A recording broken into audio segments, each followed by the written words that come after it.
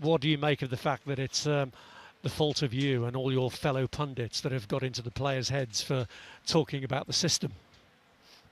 What? That's what Ruben Amorim claimed. Right. The pundits had got into his players' heads with all this talk about the system, and the system wasn't the problem. All right, I've not seen that, to be honest with you. Yeah, I've not got a lot of time for that.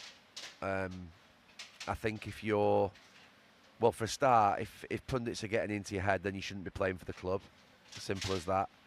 I mean, do people not remember Alan Hansen criticising us when we broke in as young kids, saying that you can't win anything with kids? That was the greatest centre-back of all time at that moment.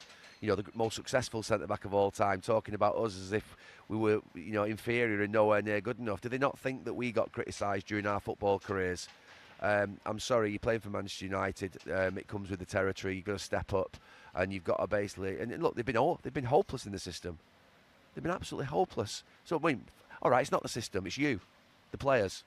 We can start just battering the players. I mean, I've mentioned the system because I've not liked certain things that I've said. For instance, you know, Mason Mount playing left wing back. That can't happen. Changing the back three all the time. That two in midfield means that, you know, Bruno's got to play in midfield. I don't like that aspect of it. So the parts of the system are a problem in the sense that they haven't got the right players, you know, or it's meaning that Bruno's not in his best position, which is probably in that position where we've seen Enzo Fernandez today in that number 10. So the system does create problems. But you're right. It's not. He's right in what he says. It's not the entirety of the problem. The players are a problem. The manager is a problem. The whole thing's a problem. If you're losing football matches to the level that Manchester United have been doing, then I don't know. I never blamed anybody else when we lost football matches. And I played in the dressing room that basically when you lost football matches, you came in and you said, "Sorry about that last today. I was a mess for that goal, or I made a mistake." There was accountability. Why would you blame other people when you're losing matches? I mean, to be fair, that's a pretty big problem in itself. So, no, I've not got any time for it. Excuse mentality, shortcuts, blaming other people.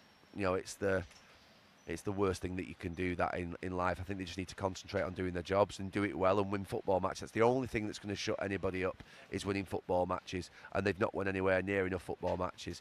We could all be quiet and say nothing about Manchester United. It's getting to that point, by the way, where people are just switching off a little bit and sort of saying, well, I expected it, which is the worrying thing. The fact that we're still talking about the club and the fact that the club's still under scrutiny tells you how big the club is.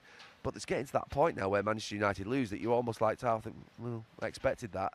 And that's a big problem because the levels of drops to such a standard. So, you know, no one wants that. You think the ex-players that played for the club want to see Manchester United lose? You think I go there, my kids go there, you know, every other week if they're not going to Salford and watch them play? And I go and watch them play if I'm not working for Sky. Think I want to go and watch them lose? Think I walk down that canal bank for 45 minutes into that stadium just to go and watch them lose? No, I don't. I go to watch them win.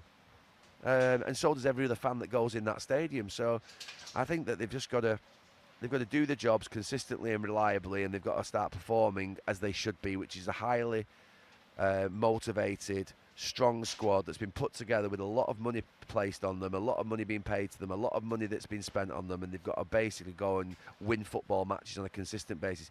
And in 2 weeks' time, they've got a massive opportunity to play at Anfield, the toughest game.